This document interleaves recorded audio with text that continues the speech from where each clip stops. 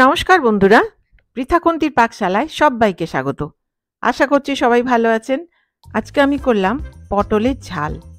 তাহলে চলুন দেরি না করে দেখিয়ে দিই এই অত্যন্ত সুস্বাদু পটলের রেসিপিটি আমি কি করে করলাম। তাহলে চলুন শুরু করি। এখানে আছে হাফ কিলো পটল, এরকম সাইজের দেশি পটল, যেটা আমি খুব ভালো করে ধুয়ে রেখেছি। এবারে মশলাগুলো বলে দেই। এখানে আছে 3 চা চামচ পোস্ত বাটা, আর আছে 1.5 চা চামচ সর্ষে বাটা, 1/4 চা চামচ চিনি, গুঁড়ো চিনি, 1/3 চা চামচ লঙ্কা গুঁড়ো,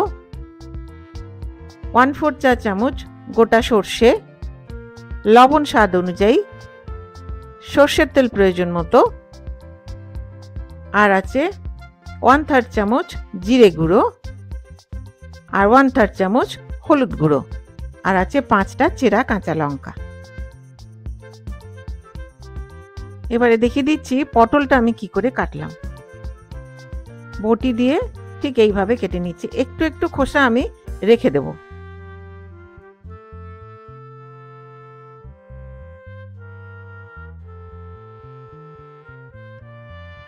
এইবারে পটলের দুদিকটা একটু করে চিড়ে নিচ্ছি,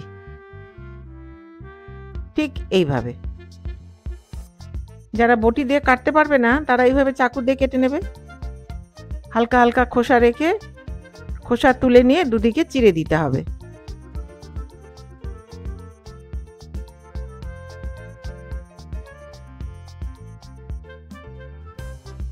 পটলগুলো এইভাবে একই রকম করে সবগুলো কেটে নিয়েছি। এবারে গ্যাসটা অন করে একটা কড়াই গরম করে নিচ্ছি। কড়াইটা গরম হয়ে গেছে, দিয়ে দিলাম 2 টেবিল চামচ সর্ষের তেল, দিয়ে তেলটা গরম করে নিচ্ছি।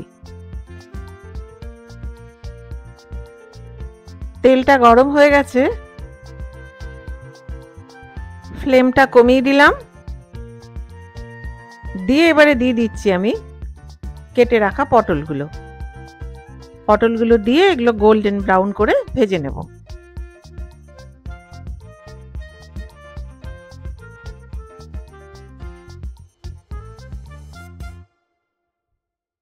পটলগুলো ভাজা হয়ে গেছে, গোল্ডেন ব্রাউন হয়ে গেছে।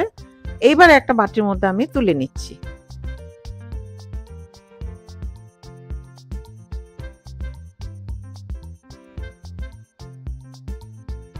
দিয়ে দিলাম আরো 1 টেবিল চামচ সর্ষের তেল,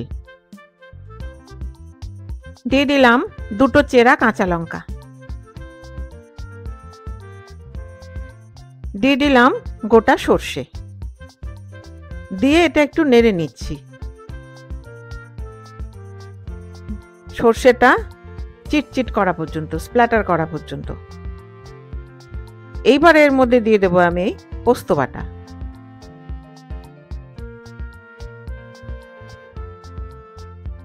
ফ্লেমটা কমিয়ে দিলাম। দিয়ে দিচ্ছি জিরে গুঁড়ো, দিয়ে দিলাম লঙ্কা গুঁড়ো, দিয়ে দিলাম হলুদ গুঁড়ো, দিয়ে এই পোস্তর বাটি ধোয়া একটু জল দিয়ে দিলাম। এটা আমি প্রায় 2 থেকে 3 মিনিট কষিয়ে নেব।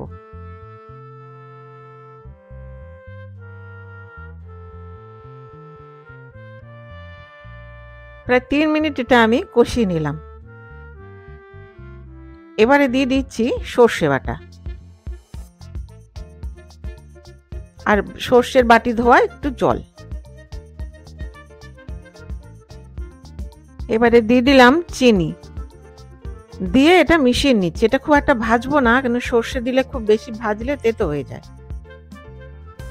দিয়ে দিলাম ছোট 1 গ্লাস জল, দিয়ে এটা মিশিয়ে নিচ্ছি মশলাটা। পটলে লবণ দেওয়া নাই, সেই হিসেবে দিয়ে দিচ্ছি লবণ। এটা মাখা মাখা হবে, সেই হিসেবে লবণ দিতে হবে। দিয়ে এটা ভালো করে মিশিয়ে নিচ্ছি।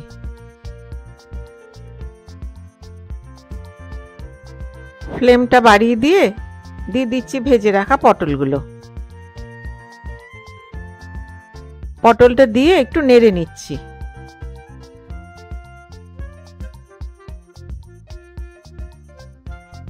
এবার এটা ঢেকে আমি 5 মিনিট রেখে দেবো, ফুটিয়ে নেব 5 মিনিট।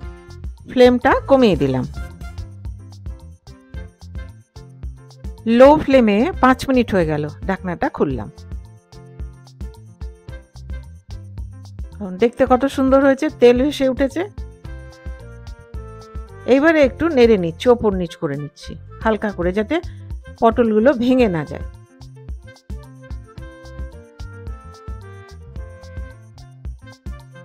এবারে দিয়ে দিলাম 3টে চেরা কাঁচা লঙ্কা, আর দিয়ে দিচ্ছি সামান্য পরিমাণে সর্ষের তেল। দিয়ে এটা খুব ভালো করে মিশিয়ে নিচ্ছি।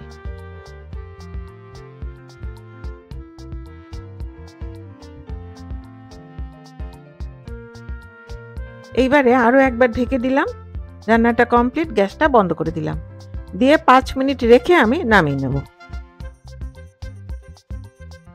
5 মিনিট হয়ে গেল, ঢাকনাটা খুলছি। এইবারে একটা বাটির মধ্যে আমি তুলে নিচ্ছি।